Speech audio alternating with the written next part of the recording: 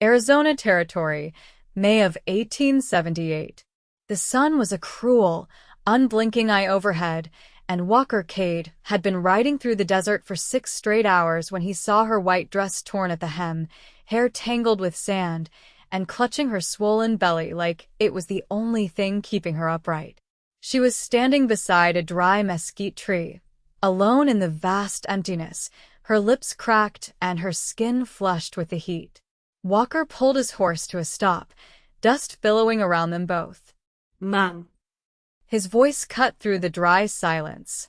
"Are you hurt?" She blinked at him, slow and dazed. "He left me," she said, barely above a whisper. "Said he'd be right back. That was yesterday."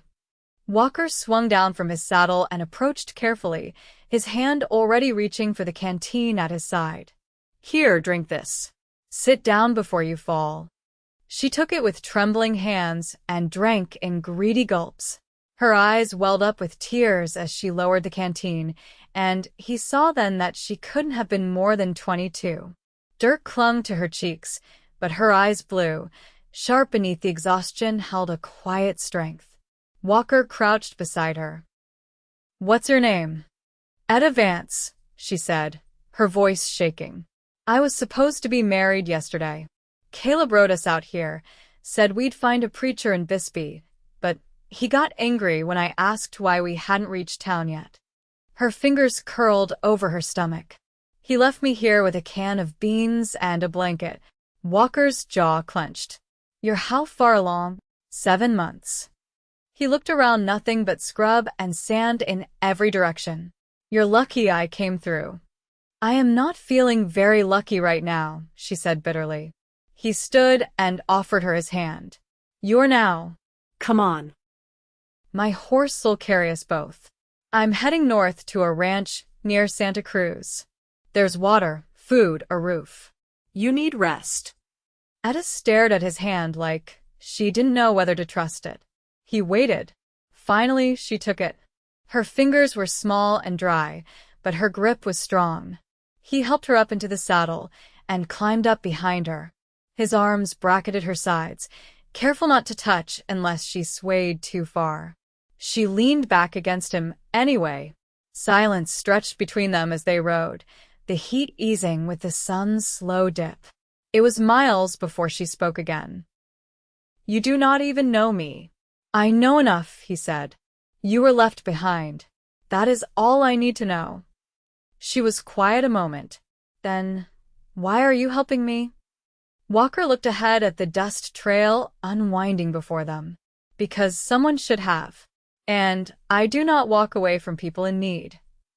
By the time they reached his small ranch, just a single-room cabin with a corral and a well, the sky had turned a deep orange, and Etta was leaning heavily against him.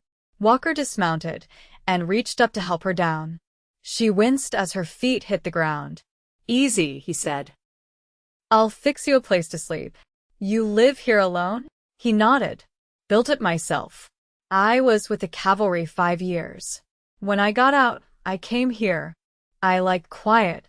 He led her inside. The space was sparse but clean, cot, table, stove, a rifle hanging on the wall. He laid a blanket down near the hearth and set out a pillow. Etta looked at him, her arms folded over her belly. "You do not want me in your bed?" Walker raised an eyebrow. "You are pregnant, exhausted, and half-starved. What kind of man do you think I am?" Her lips twitched with the ghost of a smile. I just. No one has been kind to me in a long time." He stepped closer. "You're safe here, Etta. I do not want anything from you. Just rest." She nodded and lowered herself to the blanket with a soft sigh. Walker stoked the fire and set beans to cook. Later, when she had eaten and fallen asleep beside the fire, he sat in the chair across from her, watching the flames flicker shadows across her face. He did not understand why the sight of her stirred something in his chest that had been quiet for years. But it did. The next morning, Etta woke to the smell of bread and coffee. She sat up slowly, one hand on her stomach. Walker handed her a cup. "You look better." I feel better. She sipped carefully, eyes meeting his. Thank you. He shrugged. Just doing what is right. No, she said. You are doing more than that. Over the next few days, she helped where she could, sweeping the floor, washing dishes, sitting on the porch while he worked outside. She asked about his past. He told her about losing his brother in the war, about how he had not spoken to his father since. Etta told him about her mother dying in childbirth, about being raised by an aunt who saw her as a burden, about the charm Caleb had worn like a mask until they were too far from anyone to stop him. You are not going back to him, Walker said, voice low and sure, as they sat watching the stars one night.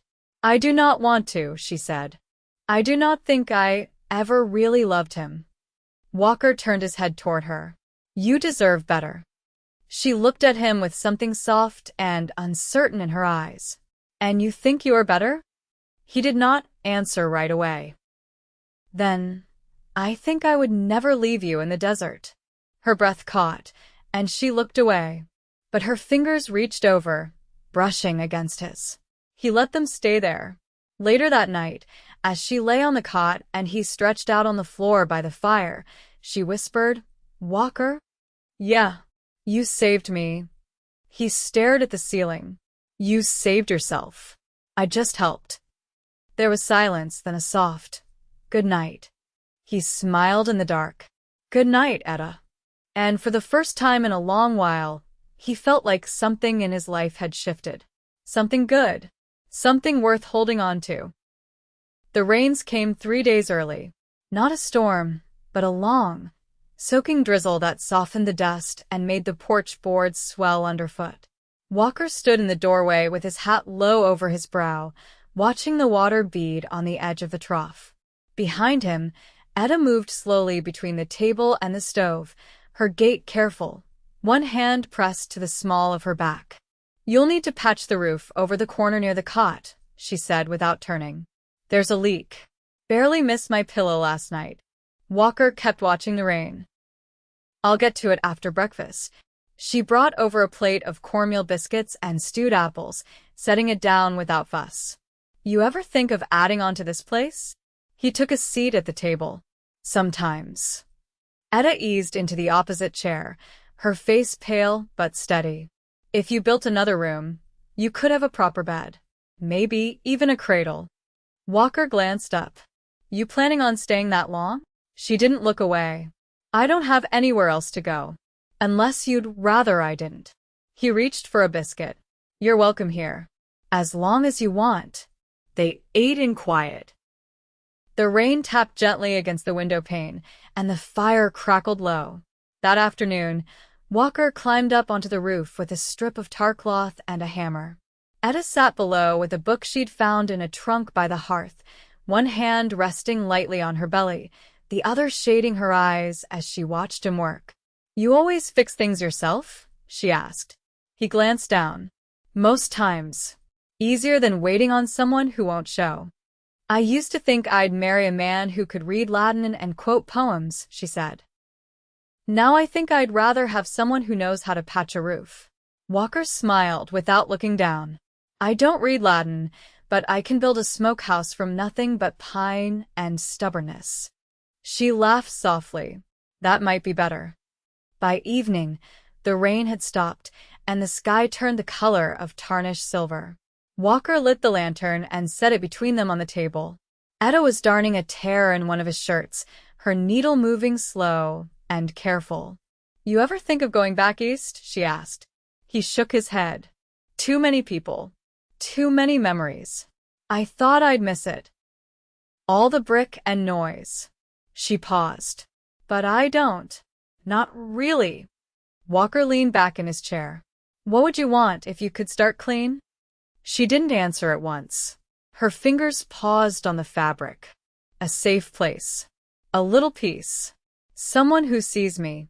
He watched the way her shoulders held tension, like she still expected it all to be taken from her. You'll have that here. If you want it. Etta looked up, eyes steady. Do you mean that? I do. That night, she didn't sleep on the cot. She took the blanket and settled herself on the floor beside the fire, not far from where Walker lay. He didn't speak when she drew close, just shifted to make space. Her back pressed lightly against his side, and he let his arm curve behind her without touching. "I'm not afraid anymore," she whispered. He kept his eyes on the dying fire. Good. They lay in silence, breath steady, the nearness quiet but certain. In the morning, she woke while he was outside splitting kindling. She stood in the doorway, wrapped in his old coat, watching him. "You were right," she said once he noticed her there. He rested the axe against the stump. "About what?" "This place. It does feel like a beginning." Walker wiped his hands on his trousers and came to stand beside her, not touching, just close. "Then let's build on it," he said. Etta nodded, eyes on the horizon. One board at a time. And she stayed. The colt was born just before dawn, slick with afterbirth and trembling on its long legs. Walker had found the mare pacing the far end of the corral under the moonlight and stayed with her through the night, kneeling in the straw, whispering steady things as she labored. When he stepped into the cabin near sunup, his shoulders dusted with hay and his shirt damp at the collar, Etta was already awake, seated on the edge of the cot tying her boots one-handed. Her face was pale, but alert. "I heard her," she said. "Is the foal all right?" Walker nodded, easing down beside her. "Little sorrel filly. Strong lungs on her." Etta smiled faintly. "That's good luck, they say.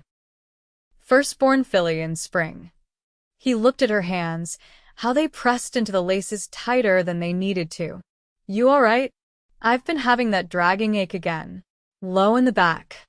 She exhaled slowly. "It's getting close." Walker stood and moved to the cupboard, pulling out the jar of dried willow bark. "You should rest more today." "I can't just lie around." She tied the second boot and stood carefully. "I need to keep moving. It helps." Later in the morning, she pulled weeds from the small patch of green behind the cabin while he repaired a fence rail crushed by a fallen limb. Neither spoke much, but now and then he caught her pausing, hand on her belly, face turned toward the distant hills like she was bracing against something only she could feel.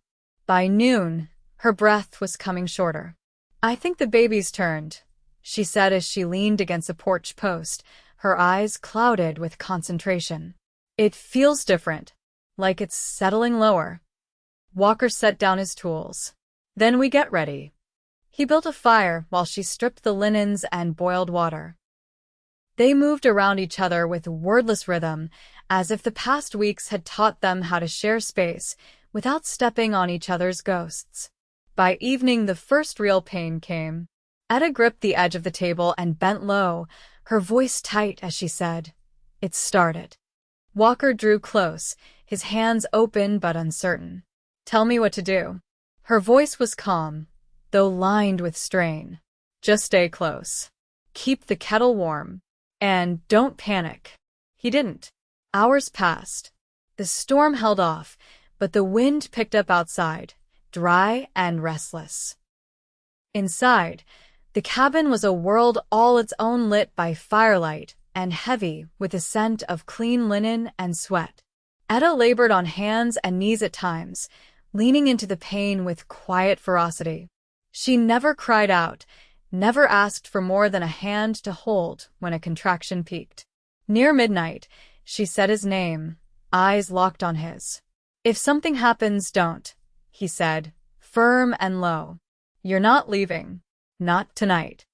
She nodded once, jaw clenched as the next wave came. The baby arrived just past 2 in the morning, small, red-faced and loud. A girl. Etta held her close, tears drying on her cheeks, her body trembling from effort. Walker crouched beside them, his hand brushing the baby's shoulder. "You did that," he said. "God above, Etta, you did that." She looked at him, her face open in a way he hadn't seen before. "I never thought I'd feel this again. Like something good could come from me." He didn't answer with words, just reached up and tucked a strand of damp hair behind her ear, his fingers lingering at her temple. She leaned into the touch. Will you tell her stories? When she's old enough? His voice was rough. Everyone I know. They named her Clara, after a river Etta had once seen sparkling through a Tennessee valley. It means bright, she said. And she's that. To me. In the days that followed, the cabin changed in quiet ways. The cradle Walker built from pine scraps sat beside the hearth. Etta moved slow but with purpose, wrapped in a shawl he hadn't seen her wear before. He started baking bread in the mornings, awkward at first, but she never laughed at the shape. One night, as the baby slept and the fire burned low, Walker sat beside Etta on the porch. The stars were scattered thick across the sky, and the wind had gone still. I don't know what to call this, she said, her voice soft. But it doesn't feel temporary anymore. He turned his head toward her. It isn't. She looked down at her hands. Are you sure? I've never been more. Etta turned toward him then, and he saw it in her eyes, the quiet decision, the choosing of him not from desperation, but from the steadiness they'd built between them. When she reached for his hand, it wasn't trembling. Neither was his. They sat like that until the chill crept in, and then they went inside together, closing the door behind them. The garden rows were only just beginning to show green when Etta stepped outside barefoot, Clara tucked close against her chest in a sling she'd sewn from a feed sack. The soil smelled sharp and damp beneath her toes, a scent she hadn't known she'd missed until it curled up around her. Walker was kneeling near the fence, working a new post into the ground where the last had rotted through. He straightened when he heard her steps, brushing his hands on his trousers. His face was streaked with dust, but he smiled when he saw her coming. She sleep any last night? He asked, nodding toward the bundle against her. Enough, Etta said. She fusses more when it's quiet. I think she likes sound hammering, your boots on the floor, the kettle boiling. It settles her. Walker's mouth twitched, and he looked down at the post he'd just set.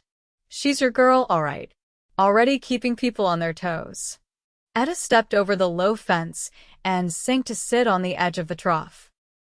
You ever think about what you'd teach her if she was yours? He took a moment before answering. To trust her gut. To be kind but not soft. And how to saddle a horse before she's old enough for school. She won't have school unless we find a way to make it here. Etta ran one hand over Clara's back. I was thinking, maybe I could teach her some at home. I can still read and write. My aunt had me taught before she gave up on the whole idea. Walker leaned his weight on the post. You'd be a good teacher. She'll learn more from you than any schoolhouse. She looked up at him. Would you mind if I started writing again? Just letters, maybe a journal. I used to keep one, but it got left behind. You don't need my say-so, he said gently. But I think it'd be good. For you. They were quiet for a while, the wind brushing through the scrub and lifting the edge of Etta's shawl. Clara shifted once, then settled again. Walker tapped the top of the post once with his mallet, then set it aside. I got offered a job last week, hauling freight from Tubac to Fort Lowell. They need steady hands who know the trail. Etta's brows lifted. You didn't mention it. I was thinking on it. He squatted beside the fence post, pulling a length of wire taut. Would mean being gone 3 days at a time. Maybe 4. Pays descend. Would you be safe? She asked. I've ridden that stretch before. I can handle it. But I won't take it if it leaves you in a bind. Etta looked down at Clara, then back at him. We'd miss you. But I'll manage. If you want it, you should take it. I'd be doing it for us. For the house, the land, maybe a milk cow come fall. You think that far ahead? He nodded once. I didn't used to. But things are different now. That night, Etta cleared a space on the shelf above the hearth for her journal, its cover made from old canvas and stitched with rough thread. She wrote by lantern light while Walker carved a rattle from mesquite wood. They worked in parallel silence content. After the lamp was blown out and Clara had been tucked into her cradle, Walker lingered by the doorway, his gaze on the moonlit yard. "You think she'll remember this?" he asked softly. "Being held. The quiet. The way you hum to her when she stirs." "No," Etta said, coming to stand beside him. "But it'll shape her anyway. She'll carry it in her bones. Like I carried the absence of it." He turned to her then, and she rested her head against his shoulder. They stood that way until the night deepened. "I want to marry you," he said, voice low. "Not for the child or the cabin. For you." Etta didn't speak right away. When she did, her voice was steady. "I want that too. Not because I need your name. Because I want your hand. All the way through." Walker took her hand in his, calloused palm closing around her fingers. "Then we'll make it official. Come Sunday, we'll ride to the mission chapel." Etta nodded once, her eyes shining. "I'll sew a dress. Something simple. You could wear burlap, and I'd still think you were the finest thing I'd ever seen." She laughed under her breath, and he kissed her for the first time slow, certain, no hesitation. Just the long-earned union of two people who had walked through fire and found each other on the other side. Inside, the fire burned low, and the cradle rocked gently in the stillness. Outside, the wind carried the scent of mesquite and the promise of a home that would hold. The chapel was made of adobe, set low against the hill with whitewashed walls and a wooden cross that leaned slightly to the east. A pair of doves had nested in the rafters, and their soft cooing echoed down into the single room where dust motes drifted in the slanted light. Etta stood near the altar, Clara asleep in the crook of her arm, bundled in a linen wrap stitched with a row of tiny, uneven stars. The dress she wore was pale blue, borrowed from a neighbor woman who'd let out the seams and tied a ribbon at the waist. Her hair was pinned up with more care than usual, but a strand had fallen loose and curled against her neck with the day's warmth. "I didn't expect to feel nervous," she said, her voice quiet. Walker adjusted the collar of his only good shirt, the one with the stiff cuffs and brass buttons he hadn't worn since his brother's burial. "You don't have to do this if you're not sure." "I'm sure," she said, and looked up at him. "I just didn't think this kind of quiet happiness would ever be mine." His fingers brushed hers. "It's yours. Every bit of it." The priest was a man of few words, worn at the edges, with kind eyes and a slow gait that didn't seem to mind the heat. They stood side by side as he spoke the blessings in Spanish and English both, his voice low and steady. When he asked if they would walk beside each other no matter the seasons, Etta didn't hesitate. "I already have," she said. "And I will." Walker met her gaze, his hand steady in hers. "There's no one else I'd carry it with." The rings were plain copper, hammered by a blacksmith in a nearby village and polished smooth by Walker's own hands. They slid into place without resistance, like they belonged there. Afterward, they sat on the chapel steps beneath a sky the color of warm milk, sharing bread wrapped in cloth. Clara stirred once, then settled again, her lips puckered in sleep. "She's going to grow up with a garden and chickens and a father who makes her toys out of scraps," Etta said, watching the breeze lift a wisp of hair from Clara's brow. "That's more than I could have hoped." Walker leaned back on his hands, one knee bent, his eyes on the far hills. "I'd like to build her a swing from the mesquite tree near the well. When she's big enough." "I'd like that too." Etta glanced sideways. "You ever think about another one? Someday?" He turned to her, slow and sure. "If it's with you, yes." The ride home was slow, with Clara nestled in Etta's lap and the sun casting long shadows from the saguaro. When they reached the cabin, the chickens scattered at their approach, and the dog from the neighboring ranch trotted up to sniff the hem of Walker's coat before settling in the shade. Inside, Etta placed Clara in her cradle and set the ringed hand over the baby's chest for a moment, her face softened by something deeper than relief. Walker came up behind her, resting a hand lightly on her back. You hungry? He asked. She reached for his other hand and laced her fingers through his. Not for food. They sat together in the rocking chair he'd carved that first winter, a piece of furniture once meant for long nights and aching backs, now worn smooth at the arms.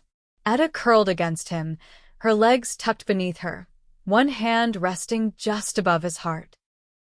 I used to think love had to be loud, she murmured, like thunder or fire. Walker looked down at her. And now I think it's this. Her voice was steady. A man cutting fence wire at dawn. A baby's breath on your neck. Someone saving the last biscuit without saying why. He kissed her hair, his lips lingering. Then I'll keep doing all that and more.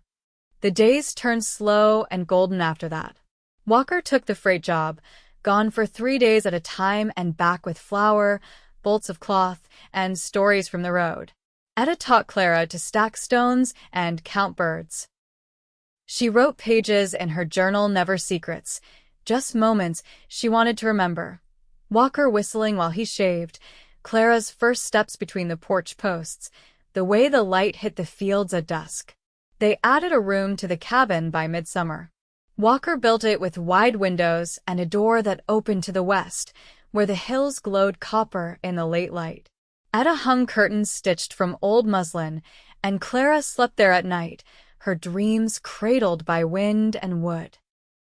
One evening, with the sun sinking low and the scent of stew thick in the air, Etta stood barefoot in the doorway, her dress damp from rinsing it in the basin.